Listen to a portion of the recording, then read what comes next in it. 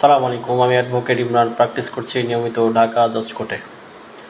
বিয়ে করবেন টাকা খরচ করে, কিন্তু ডিভোর্স যখন দিবেন আপনি তখন টাকা খরচ করবেন না, এটা হতে পারে না।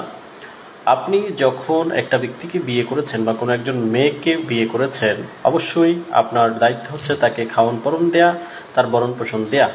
যদি আপনি সেগুলো থেকে অবহেলা করেন এবং তাকে ডিভোর্স দেওয়ার জন্য অথবা তাকে বাসা থেকে বের করে দেওয়ার জন্য যদি টর্চার করেন, সেই ক্ষেত্রে ওই মহিলা কিন্তু 999 ফোন দিয়ে পুলিশ ডেকে আনতে পারবে এবং পদক্ষেপ গ্রহণ করতে পারবে। হ্যাঁ, তবে যদি ডিভোর্স কার্যকর হয়ে যায় সেই ক্ষেত্রে ওই মহিলার বের হয়ে যেতে হবে, এইটা আইনত বাধ্য।